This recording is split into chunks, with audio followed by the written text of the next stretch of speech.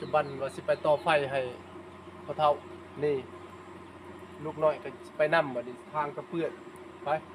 วัน ถ่ายเลย วันจากะ เอ้ย มีกว่าไต อันนี้คือเส้นทางบ้านเฮาพี่น้อง เมืองเส้นทางบ้านเฮา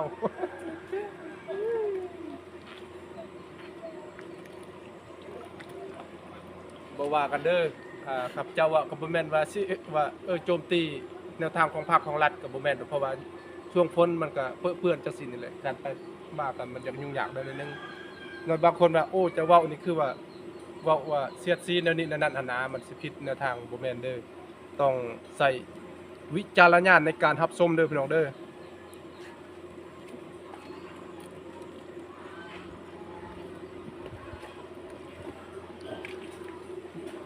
เอาบุกปักรักกับบองแล้วนี่ ไปแต่ว่าจิตใจอันคันว่ามีทุนมีห้อนก็อยากให้เขาแป้งอันแหละเส้นทางเท่านี้เพราะว่าเขาก็พบความยุ่งยากก็หลายภาหลายปีแล้ว ปีแล้วปีเล่าอะไรกันเราทากันว่ามันบ่มีเส้นทางการไปกันมามันยุ่งยากแต่ว่าคันมีทุนห้อนของภาครัฐคันบ่มีก็บ่สร้างเสว่าก็อาศัยต่อไป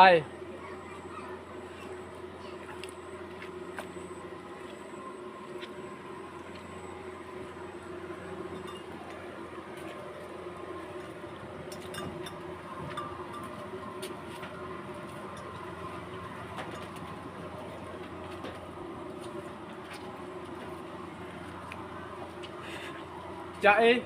ว่าจะได้ปัจจุบันก็บ่ทันฮอดซั่นนี่เท่านี้ก็เพื่อนสิเหยียบนี่ก็บ่ไหวเลยไปเพื่อนก็ยากหน้าที่อันนี้คือวิถีชีวิต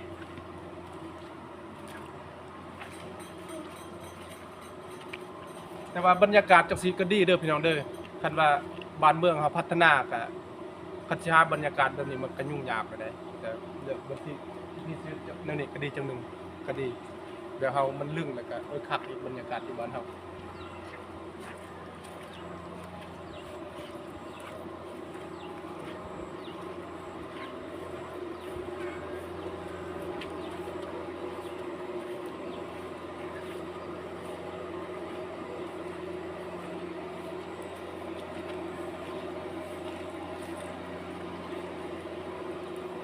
นี่ซ้ำซาสิฮอดเดือน เกินพอเท่ากับลักหนึงพี่น้องเอ้ยก็ได้ไปก็ลักหนึงก็ไกลเติบแล้วขี่รถก็อุ้ยจะน้อยพาลมกับลูกน้อยเองมัน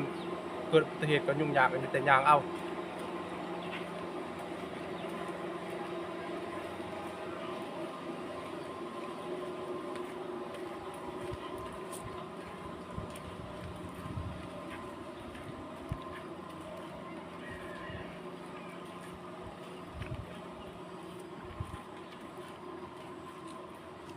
มือกลองยางไวลายมันก็บ่ได้แล้วมันสั้นเนาะพี่น้องไอโฟนรุ่นนี้มันสั้นนะจักแนวใดข่อยซื้อบางทีบ่ถึกไอโฟน X นะเพราะมัน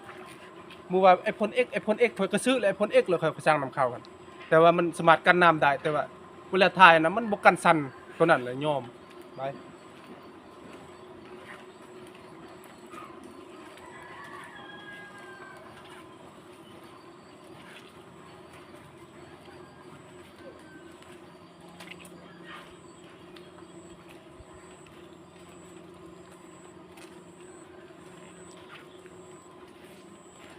ไว้มือกลองระวังเหยียบแก้วเด้อแก้วก็มีเท่านี้คันบ่เบิ่งนะเบิ่งได้เหยียบแก้วจังหน่อยว่าอุบัติเหตุอีก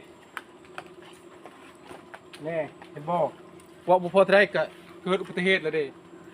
เกือบตกโอ้ย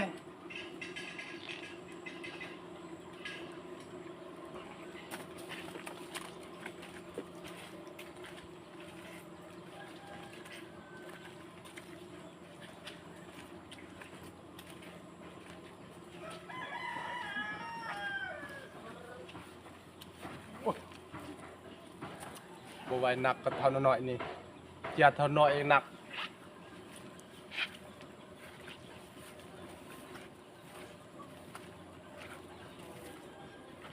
วายดึกหลังในกับตาเครื่องอันเตียงไตก็สระเบือก บุกยังเลยเห็นก็ตัดเอา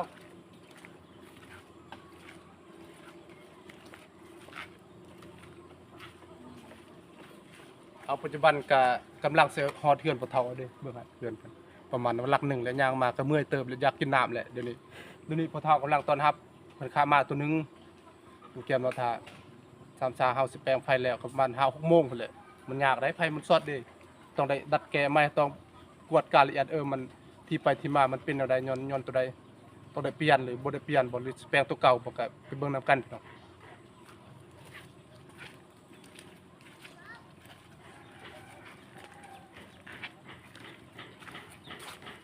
เจ้าน้อยหมู่สิว่าโอ้เจ้าจบสร้างบ่จบสร้างไฟฟ้าบ่แม่นพี่น้องเอ้ยความสามารถส่วนตัวเท่านั้นแหละข้อยก็บ่จบสร้างแล้วใส่ประสบการณ์หลายปีเฮ็ดอยู่เฮือนอยู่ซ่านแหละ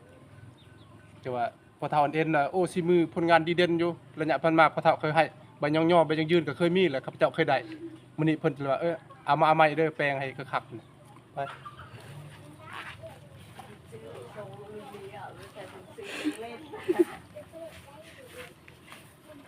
เอาปัจจุบันฮอดแล้วพี่น้องฮอดแล้วนี่เฮือนพ่อเฒ่าฮอดแล้วลูกน้อยก็คงไว้อยู่บนนี้โอ้ยหนักหลายเลยเจียมันยางมากอ่ะ1ลักเอาเข้าไปเบิ่งทางในว่าอยู่ทางในตัวได้แท้มันเป็นเพลงคันตัวได้เพลงก็โยนลงน้ำโลดแล้วก็สุภัยจุ่มมือใส่หั่นเข้ามา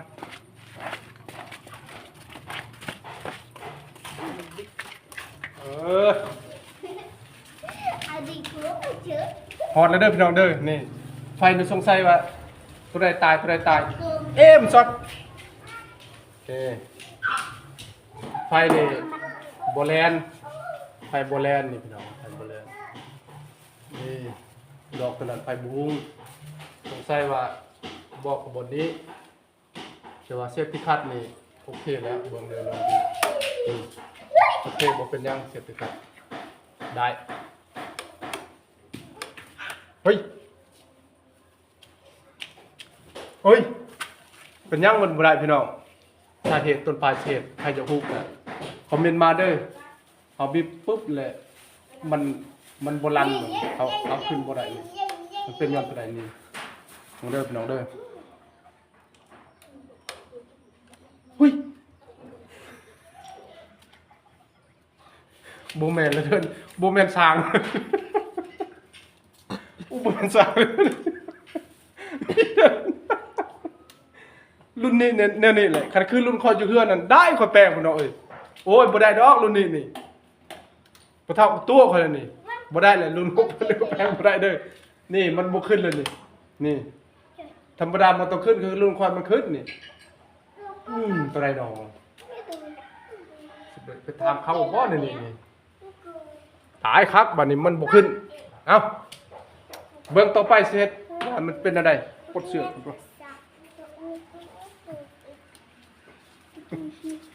เฮ็ดคือนักมวยก็ต้องกดศอกกดเสื้อแล้วตีสิกวาดกาข้างแน่ว่ามันเป็นอย่างสร้างแท้โอ้เกือบถึงมาพากเว้ยวันนี้สั่งยิง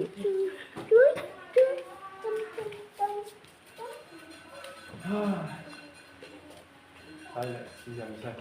คือมือเสียนใช่ไปซะเลยนี่เอ้าหักอีกแหละมีแต่แนวหักมีแต่แนวประเภทนี่ยุ่งแล้วเพิ่นสิอัดประตูตะแรงบ่ได้เด้อเอาทิปบ่ยากดอกสำเร็จแก้ไขทีหลังมันจับทางเทิงเด้อไฟมันแล่นมาทางเทิงนี่สอดตายย้อนเอาตัวใดพอแล้วตีเบิ่งนี่ถ่ายเบิ่งนึงปิด